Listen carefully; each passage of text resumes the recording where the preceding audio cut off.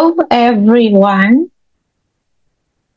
Now we move to the second presentation of mine. Here, I will talking about the youth engagement in ecotourism and community-based development experiences and lessons from Pahawang Island, Indonesia. Okay, this is one of my published paper. This is very recent. It's this year publication, and I will share to you about this paper, about this research that I took the case of Pahawang Island as the study place. Okay.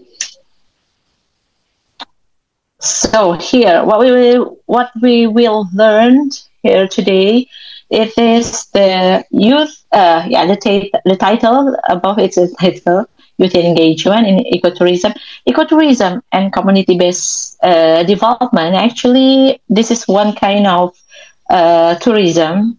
There's so much kind like adventurous tourism, and then there is also nature. No. Like adventurous, also uh, artificial tourism, or there is like, yeah, so many. Yeah.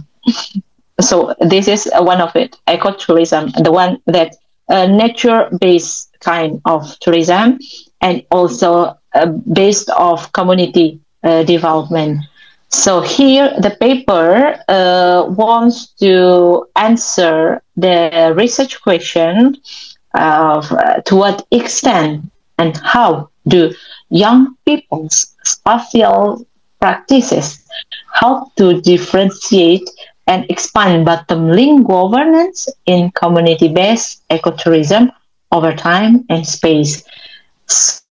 So this paper mobilized the theory or concept of social innovation and bottom-line governance, and then talking more about youth. Yeah, here especially who have the network. Yeah. The network on tourism, and then we talk also the theory or the concept on dynamized community capacity building. So the case is in Pahawang Island, the embedded case study in Kalangan Hamlet. Yeah, this is in the village of Pahawang Island, the Kalangan Hamlet. And it is not talking about the Kalangan Hamlet situation physically, but it is talking more about ecotourism initiative that started around 2014 to now. Okay. And for the body of knowledge, as you can see, this is about this is a little bit complex. Give you the pointer first. That's the point. Okay. So what I mobilize here is the concept of youth. This is how they can, or they give the counter practices to not only their basis to really implement tourism, or make the island as tourism destination, but they want to return to the spirit of ecotourism, the one that really have a sense of conservation, natural or environmental conservation. And not only about talking about youth, about local development, it's also talking here using the lens of dynamized community capacity building. What is dynamized community capacity building? As you can see, it is come from the intertwine between community capacity building practices usually or a concept. Here, introduced by Hess, introduced by another ones. It's like in the 19th century, and then community building and intertwine with social innovation theory or concept. Uh, and then here, community capacity building that's in Korea, it is avoid, they want to make a consensus, they want to empower people, but to make it happen, they avoid a conflict. They avoid conflict with the locals. But actually, the conflict itself is the way to really address the problem in the very, very rooted things. So in a very, very, what we can say, like the foundation or the rooted problems.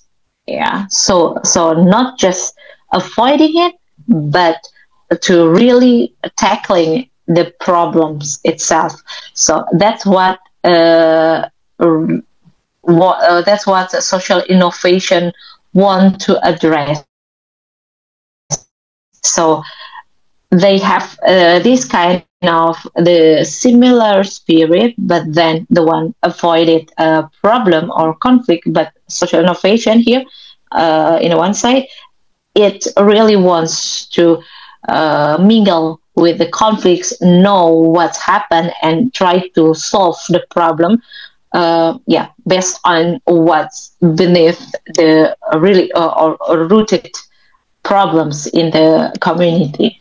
So that's from the community capacity building and social innovation. So the intertwined, this come out dynamized community capacity building, which is the community capacity building that's embedded in social innovation spirit. Yeah, that's so this community capacity building, DCCB, and also the youth.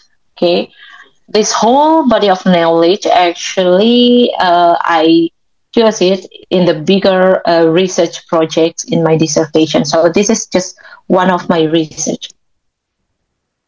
Okay, now this area that we will talk about. And the method and the methodology, the case study Pahawang Island, and it's about island transformation, not one, two, but the third one, the youth and their socially innovative initiative. And how I collecting the data? I gathered the data in 2021. Actually, in a total of 54 interviews, but for this paper, it's only 12 interviews.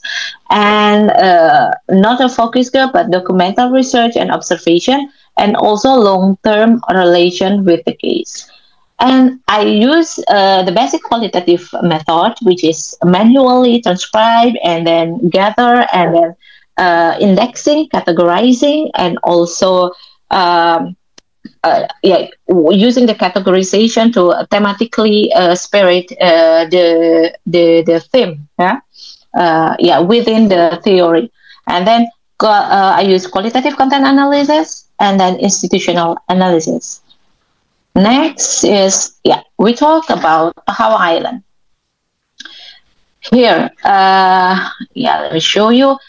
Before 1995, Pahawang Island was left untouched. People didn't know about what is the island, or is there any kind of island that named Pahawang that no one knows, even the government also. But then also there's illiteracy and environmental ignorance among the islander because they don't know how to deal with the environment. They just survivor of the fittest, try to have some fish to eat and then go fishing again to really fulfill their basic needs. And then without knowing that whether the activity is harming the environment or not. And also the lack of information and understanding confidence also, and time interest among the island inhabitants. And then 2012 and 2014, there all there was a dialogue, negotiation, and co-creation become there, yeah, severely limited. Actually, came in 1997, the NGO, local NGO that empowered them with the knowledge, with some economical activities, what's that, husbandry, yeah, goat husbandry, and also aquaculture, and also at the end, like in 2010, launch tourism, yeah, with along with or cooperated with the locals. But then, as times goes by, there was like euphoria of tourism, yeah, tourism activity, and how they can boost their economy with from tourism. The people get busier and busier with the tourism, and then forget about what their ideal goal, or what they want to have a sustainable goal for tourism. There is also diminishing support from the state. Yeah, before, when they launch the tourism, they get really high, not high, I mean really good support from the government, but then it's just decreasing. And in 2020 until now, the environmental degradation happen, and development disparity also happen, and unemployment and prioritized initiative of the youth that really wants to rebuild the ecotourism, rebuild the sense of conservation in their hamlets. And here is the map. Huh? This is the Kalangan. This is Pahawang Island. Maybe you will visit it. Yeah, and then Kalangan is another. The hamlet. This is Pahawang Island has 6 hamlets, and one of it is Kalangan. It's like separated from the island. It is like 15 minutes on boat. And then for the demography here, male and female is about like 50-50, and then total population are around 250, and then the religion the same, 100% Islam. And then this is how we deal with the policy, how it is about the policy and decision making. The upper here, the state, from national, province, and then regency, and then village. Okay. Next is this is the Kalangan, Kalangan hamlet separated from the island, underdeveloped hamlets, and then 80% forestry, population around 250. The subsistence, agriculture, goat husbandry, tourism service provider, especially for the youth. Here, youth involved in a local organization called Folk Darwis, but in the Pahawang Island, not in Kalangan. That's the thing. And then Kalangan is famous with its location for diving. Yeah, not only snorkeling, yes, and also for diving. And for diving itself, you can see this is it's quite good for the tourist number, like 2%, I think, or half percent or 2% of from the total tourism. It is for the diving.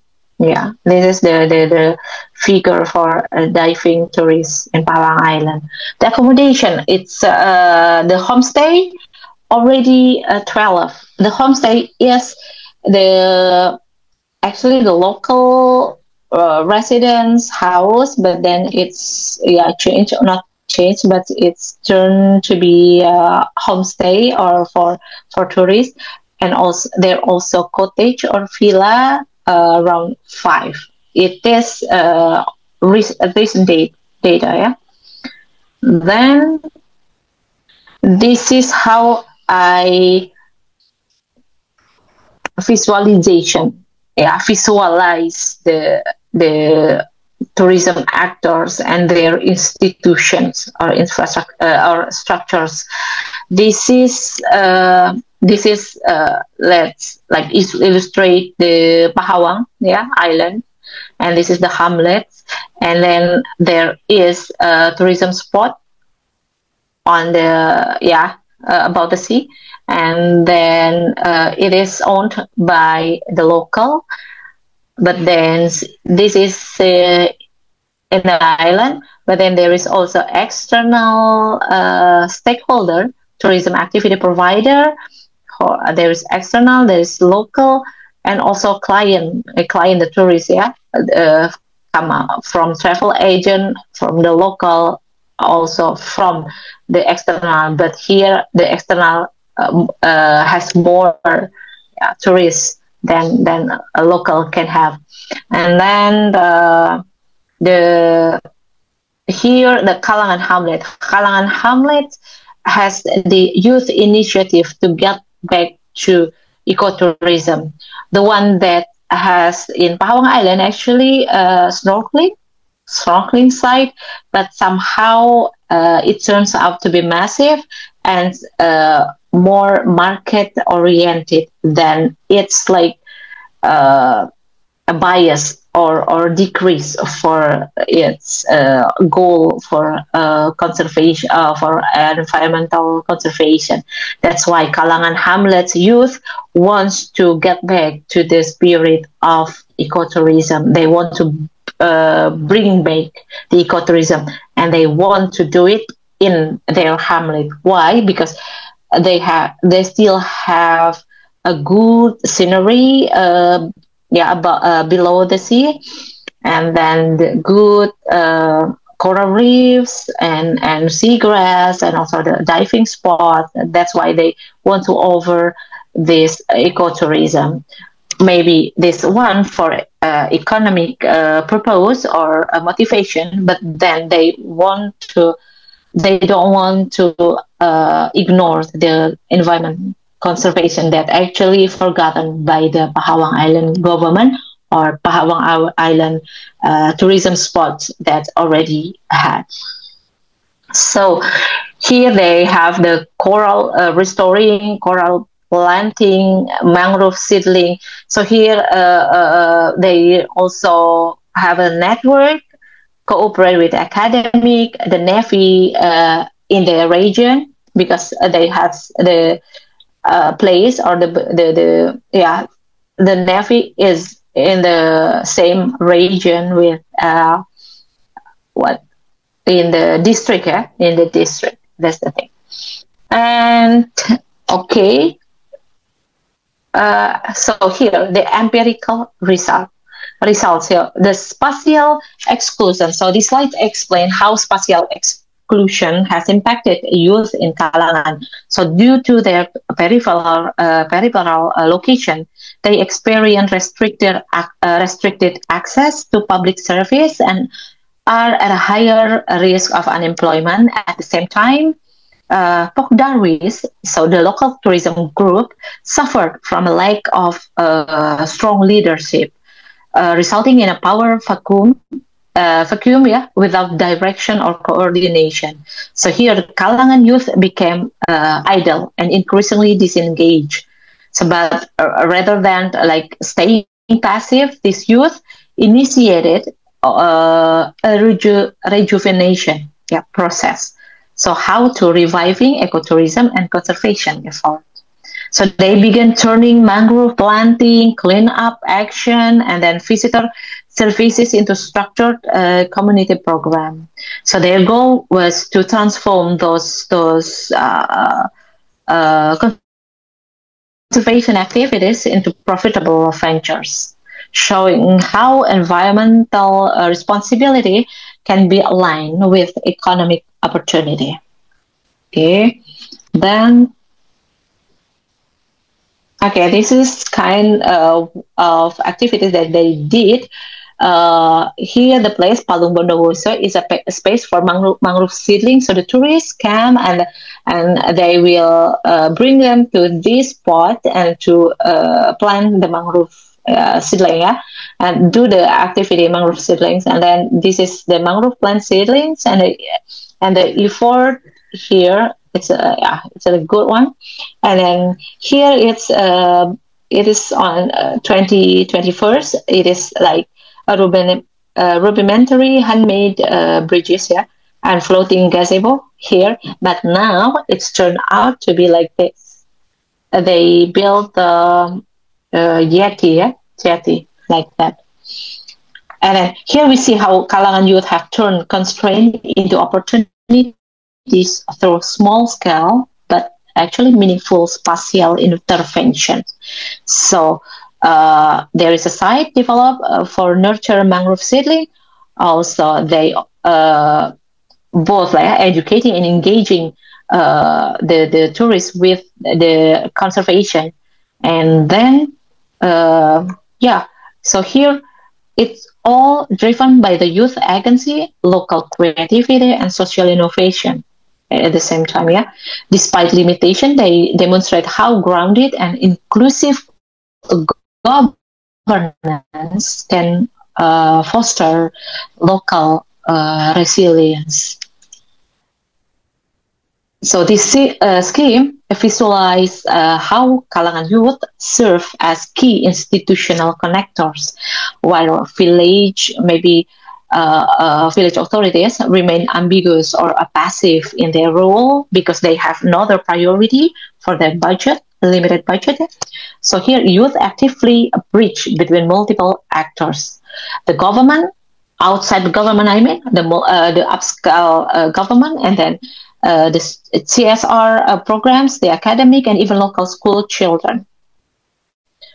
Okay, then they engage in conservation. Okay, while also inspiring peer-to-peer learning to the younger generation. So in short, youth emerge as catalytic agents navigating institutional gaps, responding to governance vacuums, and creating participatory governance ecosystem that includes both formal and informal stakeholders.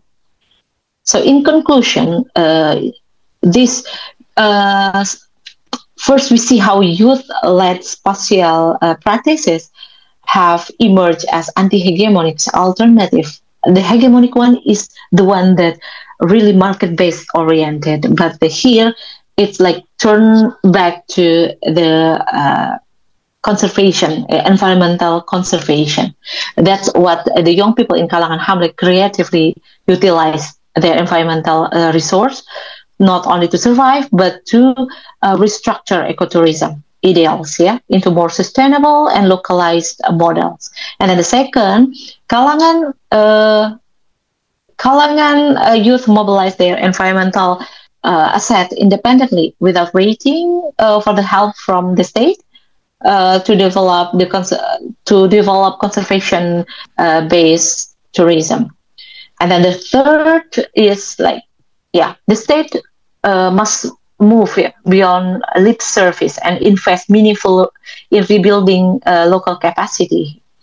Okay, this is the key point. So it must commit to the meaningful capacity building effort that recognize and support the agency of youth in bottom line governance. Yeah, bottom lines means not only rooted in a bottom initiative or really a top-down decision, but it's interconnected these two sides, in between. So actively in bottom and can communicate a really good in the upper level. So it's kind of bottom link governance. Okay, I think that's all. Yeah, that's the end of my presentation now, and you guys have a quiz also for this. I hope it is clear enough But if not, you can jump into my paper, searching to my paper. It is in can I see? Wait. Mm-hmm. Wait. Previous next spring. I don't know. I want to show the. Okay.